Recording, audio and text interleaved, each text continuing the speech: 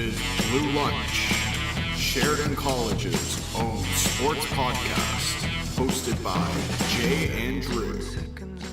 Hey guys, I'm Jay, this is Drew, and for week 3's edition of BluLunch, we're going to be talking about the NHL lockout. We're going to be touching on the Marlies, some AHL action. The MLB winter meetings kick off this week, so we're going to be talking about that, and we're going to be talking about the NFL, some NFL headlines, and there's some unfortunate tragic news that came from this weekend in the NFL. And if we have some time, we're going to discuss NBA, specifically the Raptors. They won a game. I was surprised about that. They're on the rise. But from, I guess, transition from a game or a league that's actually playing to the NHL, which obviously isn't, the NHL lockout. The players are going to be meeting with the owners without Gary Bettman or Donald Fehr. I guess Bill Daly will be there, though. Yeah, I don't know if that's a good thing or a bad thing. I don't think it's really a bad thing. I just think that this is Bettman's right-hand man, so I look at it as a bad thing. I think they should just sit there and negotiate. Yeah, so I guess it's kind of like a strategy to maybe see if something changes with the negotiations.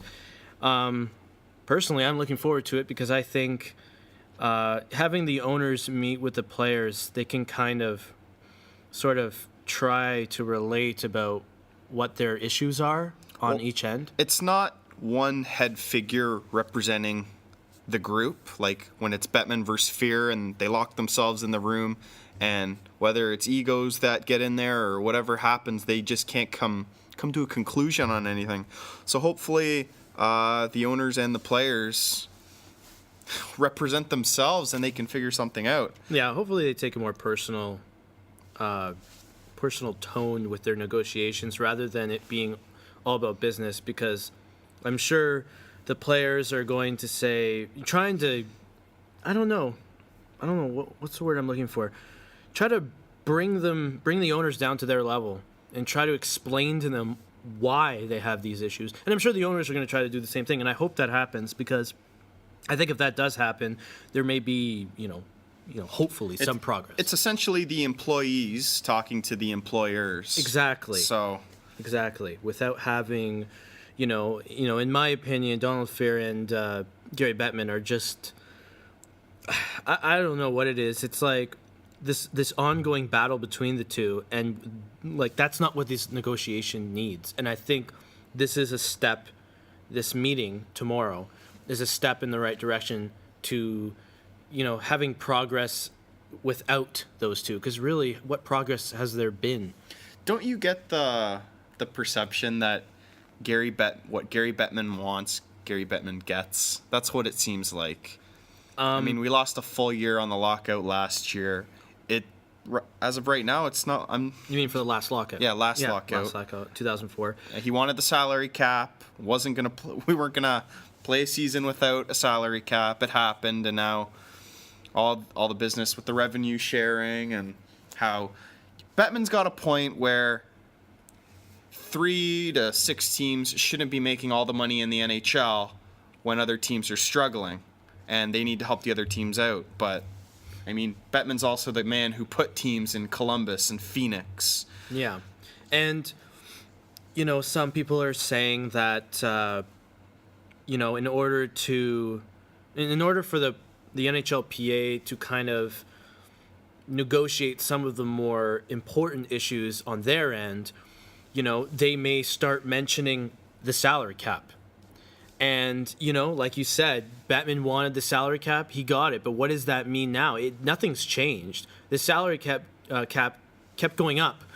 And now, still, you have teams like actually Columbus. Benefited the players because the players ended up getting 57% of revenue. Yeah. So. And now Bettman's saying, And I'm not taking sides. I'm just saying Bettman's saying now that essentially on the owner's side that the players are making too much money. Yeah. Well, whose fault is that? And the players have come down though. They've said, okay, we're willing to do 50-50 as long as you honor the previous contracts. And Bettman says no. It's just How can you not honor the previous contracts? Like, it's funny because it's a contract. It's funny because days before the lockout, I think it was Tyler Seguin, he signed a big deal. So here are the owners, general managers, and players agreeing to deals to try to sneak deals in before the lockout, and now they don't want to honor them. It just doesn't make any sense. Look at last summer. Again, Ryan Suter, Zach Parise, they sign over $100 million contracts for Minnesota, like going to Minnesota. Since when is Minnesota able to do that? Apparently they are. And what happens? Don't tell me that they didn't think that Bettman wasn't planning on it to be a lockout. He knew. That's the good thing, though. There's positives and negatives. That's the good thing to a salary cap, which Bettman brought, was teams like Minnesota can compete, where Toronto can spend, and teams like Minnesota can't. So okay, I don't want to get this off from the NHL lockout, but like you said, the salary cap is helping teams. But like there was talk of Calgary and Edmonton packing up and moving to the States, and now they're one of the strongest franchises. But sorry, go on. No, I was just gonna say, like, when it comes to not having a cap, look at the MLB. They don't have a cap, and they're just making more money. Do you know how much Alex Rodriguez makes in a year? Probably more money than Phoenix gets in a year. Alex Rodriguez makes $29 million. He's the highest paid player. Really? So if wow. The NHL, like if you want to inflate salaries, you go to a non-cap system. Vernon Wells, I think it's $24 million that he would make this year. Somehow the Jays got rid of him. Do you know?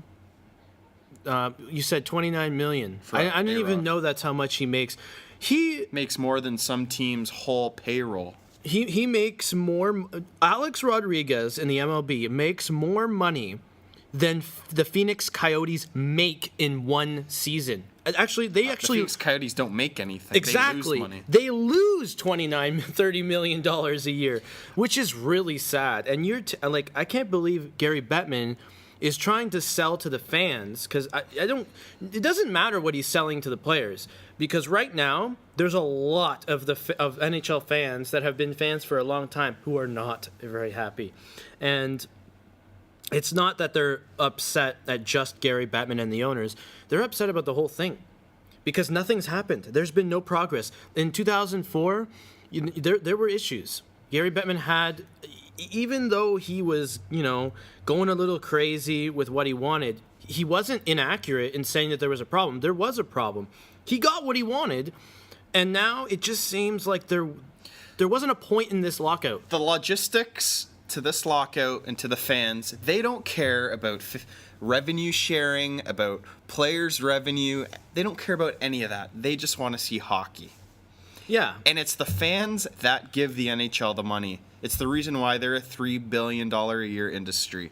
Yes, it's a business, I understand. And it's funny, both sides say, oh, it's the fans, the fans, the fans. If it's all about the fans, get together and strike a deal, or else you're going to keep losing money. Both sides are losing tons of money every single day. It's unbelievable. One of those guys is Sidney Crosby. Oh. He makes a decent penny. Yeah. Are you happy that Sidney Crosby has actually stayed in North America? I mean, there's been talk of him going over to Europe. Is it a good thing that he stayed? He mentioned it. If he... I think it's good. I think, he's the Canadian focal point of hockey. You don't want him just saying, you know what, guys, you deal with it. There's no hope here. I'm going to Russia, Switzerland. But you need to understand something. If he has mentioned it. He has mentioned going to Europe because, if I'm him, I need to, like... Is that a ploy? Is that a ploy? The best player in the game saying, I'm going to go to Europe? I don't think so. Strike a deal? No, I don't think so. I think that if he's, like... Crosby's a smart guy. He's a smart guy. He knows that, him mentioning stuff like that, no matter what, is going to matter. It's going to matter to the media. It's going to matter to the fans. It's going to, it's going to get owners, whether people want to admit it or not, thinking. If he starts mentioning going to Europe. The thing, I really believe that if he does go to Europe, it's not going to help the player situation at all. It's not, because not at all. How much does he get paid now a year? 8.7. And the reason I know that is because everything Sidney Crosby is 87. His birthday's 87, 8th month, the 7th day or something. Makes 8.7. His number's 87. So let's just estimate here that, say he goes to the Swiss league, whatever league he wants to go to in Europe. He can go to any league he wants, essentially. And if he qualifies, the KHL, you need to qualify for the league. Yeah, so he's going to make less. And even if he doesn't make less, it doesn't make a difference, because those leagues, they're not the NHL. That's like, as much as I like to say that, I do like the AHL, but it's the exact same thing as them going to the AHL and making less money, but willing to play in the AHL as opposed to playing in the NHL.